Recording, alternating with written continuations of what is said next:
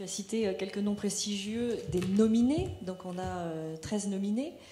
Il faut savoir qu'on a eu quand même une 50aine de dossiers, et donc je dirais ceux qui sont nominés aujourd'hui dans la salle, ce sont déjà des binômes qui ont passé un certain screening pour démontrer l'exemplarité en fait de leur relation, qui va au-delà d'une relation purement client-fournisseur. Une précision aussi, cette année on a voulu développer la valeur ajoutée qu'on peut vous apporter au travers de ce trophée.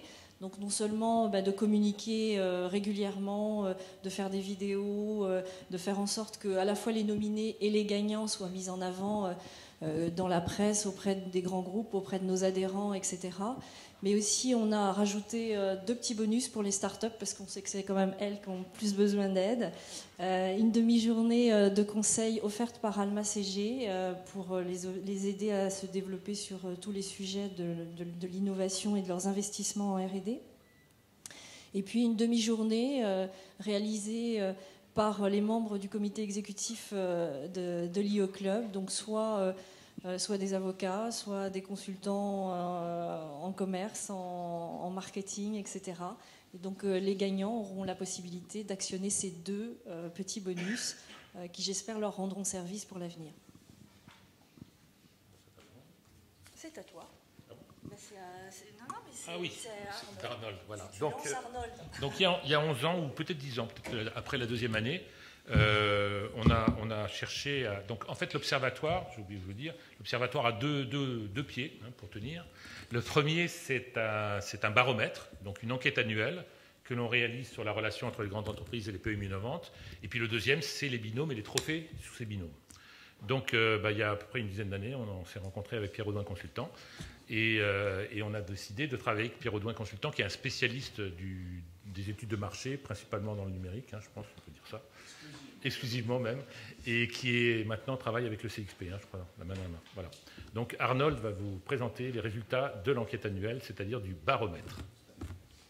Bonsoir, effectivement, donc je suis Arnold de Masson, je suis en charge des activités de conseil pour Pierre Audouin Consultant, appartenant au groupe CXP.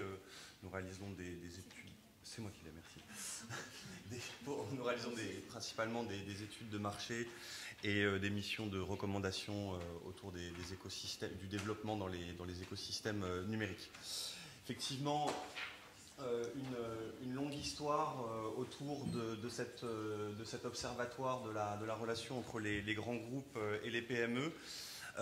Ça fait 11 ans, effectivement, 10 ans qu'on est partenaire et qu'on observe de près cette relation et ses évolutions. Et je vais aujourd'hui vous donner les résultats de cette enquête. Donc l'enquête a été menée cette année jusqu'à la fin du mois de juillet, donc ce sont des résultats extrêmement frais, extrêmement récents, sur un échantillon de 150 PME, donc qui n'a pas vocation à être exhaustif d'un marché, mais qui est quand même assez probant par rapport à l'analyse que l'on porte sur le marché. Alors, effectivement, je crois que Bernard, Robert et Marie-Christine ont déjà effectivement dit que c'était plutôt une année de bonnes nouvelles. Et effectivement, à la question aujourd'hui, il y a 2 bonnes nouvelles en termes de chiffres. Alors moi, je fais la partie chiffres, après vous aurez la partie innovation, la partie etc. Moi, je suis là pour faire des chiffres, désolé. Mais la première vraie information, c'est que c'est un oui franc et massif à la question, la relation avec les grandes entreprises a-t-elle un effet positif sur votre activité? C'est la première fois qu'on a ce chiffre avec cette tendance vraiment sans aucune ambiguïté, aucune. On n'est pas sur un 50-50 ou etc. 70% des entreprises de notre panel réalisent plus d'1 tiers de leur chiffre d'affaires avec des grands groupes français. Donc effectivement, c'est plutôt une bonne nouvelle qu'avec cette dépendance et cette intensité de relation, ils estiment que cette relation a un effet positif et c'est une vraie bonne nouvelle. On remarque, quand on pose la question un petit peu plus profondément sur qu'est-ce que ça vous apporte le plus, quels sont les avantages que vous retirez de cette relation, il y a une inversion qui se fait en termes de... Avant, on retrouvait la récurrence du business comme étant un des éléments majeurs. aujourd'hui, on voit que c'est plutôt l'aspect référence, avoir des références dans les grands groupes, avoir des projets dans les grands groupes, qui est vraiment le moteur de la satisfaction. Évidemment, l'aspect réseau est extrêmement important également. La deuxième bonne nouvelle, c'est la statistique, entre guillemets, de l'Observatoire qui nous permet d'évaluer de la situation. La situation s'améliore-t-elle, reste-t-elle stable ou est-elle dégradée? Et on voit assez massivement aujourd'hui, à 48%, les gens nous ont répondu, entre l'année dernière et cette année, la relation s'est améliorée. Alors non seulement c'est une très bonne nouvelle parce que c'est la première fois qu'on a, là j'ai mis uniquement les 5 dernières années, mais c'est la première fois qu'on a un chiffre aussi élevé, hein, pratiquement la moitié des personnes qui nous ont dit oui, ça s'est amélioré. Mais c'est également la deuxième année qu'on est en croissance par rapport à ce chiffre. On a vu en 2013 une situation extrêmement tendue, extrêmement difficile.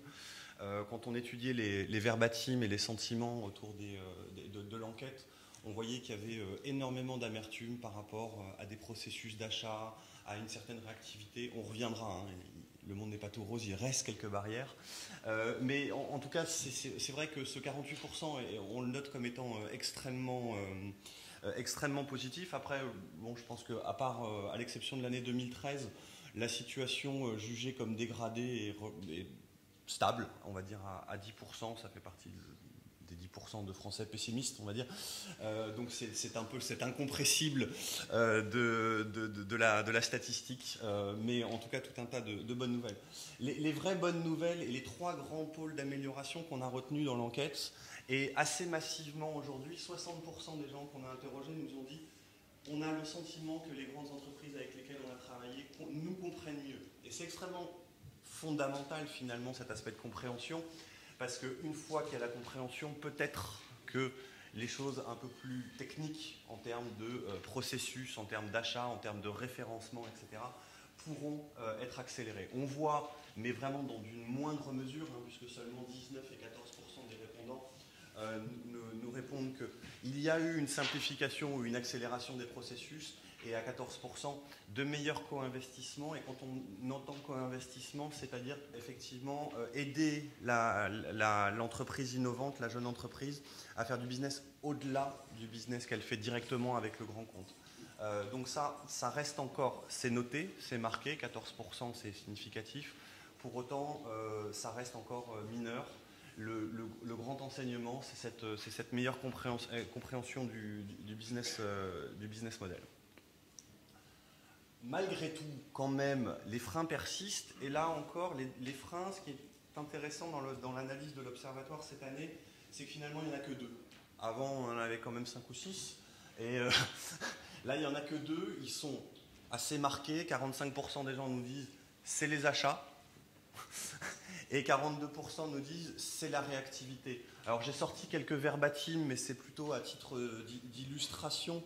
Hein, c'est effectivement autour de ces barrières à l'entrée, on voit la quantité d'interlocuteurs pour prendre une décision. Ça, c'est quelque chose qui est extrêmement compliqué à gérer quand on est 2, 3, 4 salariés et qu'il faut faire le développement et tout le reste.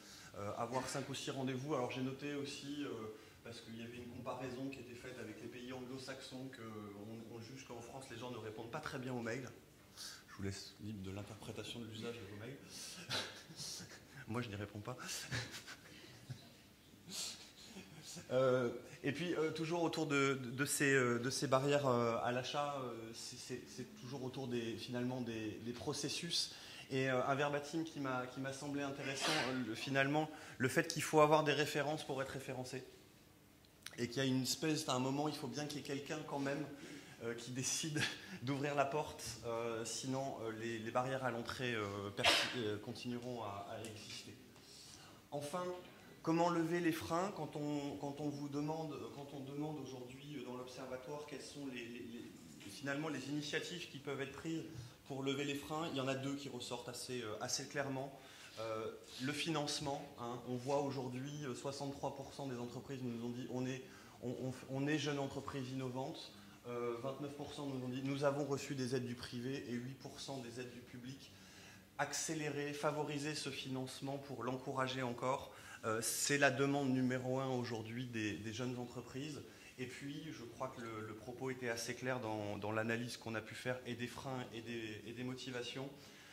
Simplifier ces démarches, faciliter l'accès à l'intérieur des grands comptes avec des interlocuteurs dédiés, des gens qui ne font que ça, qui ont autorité à bypasser un certain nombre de processus dans leur entreprise pour évangéliser au-delà de la direction d'innovation telle qu'elle était décrite précédemment. Limiter aussi le coût des brevets, le coût de la création d'entreprises et toujours favoriser ces référencements. En gros, la situation va beaucoup mieux.